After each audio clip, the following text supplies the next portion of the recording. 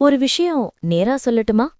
எல்லாமே நிலையற்றது என்ற உலகத்துக்கே கற்றுக் கொடுத்த ஒரே மனிதர், அவருடைய மரணத்துக்குப் பிறகு நடந்த ஒரு சம்பவம் இன்னும் 2500 ஆண்டுகளாக மனிதர்களை குழப்பிக் கொண்டே இருக்கிறது. கௌதம புத்தர் மரணமடைந்தார். சிதை தயாராக இருந்தது. சந்தன மரம் இருந்தது. அக்னி தயார். ஆனால் சிதை எரியவே இல்லை. இது ஒரு அதிசயமா? இல்லை நாம் சரியாக புரிந்து கொள்ளாத ஒரு ஆழமான சைகையா? இந்த வீடியோ முடிவில் மரணம் பற்றிய உங்கள் பார்வை மாறாமல் இருக்காது. நம்ம எல்லாருக்கும் மரணம் பற்றிய பயம் இருக்கு. நாம் அதை ஓப்பன்லி பேச மாட்டோம். ஆனா உள்ளுக்குள்ள அதுக்கு பிறகு என்ன என்ற கேள்வி ஓடிக்கொண்டே இருக்கும். கௌதம புத்தர் இந்த கேள்வியை ஒளிச்சு வைக்கவில்லை. அதை நேராக எதிர்கொண்டார். தீக நிகாயத்தில் வருகிறது. வயது அதிகமாகியிருந்தது. உடல் சோர்ந்திருந்தது. ஆனால் மனம் தெளிவாக இருந்தது. ஆனந்தரிடம் புத்தர் சொல்கிறார், இந்த உடல் நிலையற்றது. இதில் நான் இன்னும் அதிக நாட்கள் இருக்கப் போவதில்லை. பிறகு அவர் சொன்ன வார்த்தை, 3 மாதங்களில் நான் மகா பரிநிர்வாணம் அடைவேன். இது பயமில்லை, இது சோகமில்லை, இது தோல்வியில்லை, இது முழுமையான ஏற்றுக்கொள்வது. அங்கிருந்து புத்தரின் இறுதி பயணம் தொடங்குகிறது.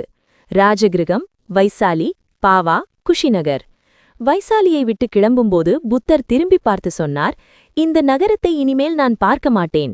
இதில் அழுகையில்லை, இதில் பற்றுதல் இல்லை, இது பூரணத்தின் குரல். மரணத்திற்கு முன் புத்தர் சொன்ன மிக முக்கியமான வார்த்தை, அத்தி தீபபவ, அதாவது நீங்களே உங்களுக்கான ஒளியாக இருங்கள். என்னை பிடித்துக்காதீர்கள், சிலைகளை பிடித்துக்காதீர்கள், வார்த்தைகளில் சிக்காதீர்கள், உங்களை நீங்களே பாருங்கள். இதை கற்றுக் கொடுத்த ஒருவர் அதிசயங்கள் காட்ட விரும்புவாரா? இங்கேயே முதல் சைகை கிடைக்கிறது. குஷிநகரில் புத்தர் மகாபரிநிர்வாணம் அடைந்தார். சிதை தயார். மலர்கள், சந்தனம், அக்னி. ஆனால் சிதை எரியவில்லை. அமைதி, மௌனம். ஆனந்தர் பேசவில்லை. பிக்ஷுக்கள் திகைத்தனர். அப்படி தோன்றியது, இயற்கையே யாரையோ காத்திருக்கிறது போல. அந்த யார்தான் இந்த கதையின் மையம். ஏனெனில் ஒரு மனிதன் வந்ததும் சிதை தானாகவே எரியத் தொடங்கியது. அவர் யார்? அவரின் வருகை ஏன் அவ்வளவு முக்கியம்? அந்த நேரத்தில் மகா காஷ்யபர் அங்கில்லை. அவருக்கு செய்தி வருகிறது. ததாகதர் மகா பரிநிர்வாணம் அடைந்தார். அவர் விரைவாக குஷிநகருக்கு வருகிறார். புத்தரின் காலடியில் எதுவும் பேசாமல் மௌனமாக தலைவணங்குகிறார். அந்த நிமிடம் சிதை தானாகவே எரியத் தொடங்குகிறது. இப்போ 2 வழி இருக்கு. 1, இது ஒரு அதிசயம். 2, இது ஒரு குறியீடு. புத்தர் எதை விரும்புவார்? நினைவில் வையுங்கள், புத்தர் சொன்னார், அதிசயங்கள் ஞானத்தை வளர்ப்பதில்லை. அப்படியென்றால் இந்த நிகழ்வு என்ன? மகா காஷ்யபர் வார்த்தைகளை மட்டும் கற்றவரில்லை, அனுபவத்தை முழுமையாக வாழ்ந்தவர். அவர் வணங்கிய அந்த நிமிடம் ஒரு அறிவிப்பு. உடல் முடிந்தது, ஆனால் தர்மம் தொடரும். அதனால்தான் உடல் எரிந்தது, ஆனால் தர்மம் எரியவில்லை. வரலாற்று விளக்கமும் இருக்கிறது. மரம் ஈரமாக இருந்திருக்கலாம், வானிலை காரணமாக தீ தாமதமாக பிடித்திருக்கலாம். அது சாத்தியமே. ஆனால் மனித மனம் ஒரு நிகழ்வை அர்த்தமாக மாற்றுகிறது. அதுதான் கதை. அதுதான் குறியீடு. புத்தர் சொன்னார், யார் தர்மத்தை கண்டாரோ அவன் என்னை கண்டான்.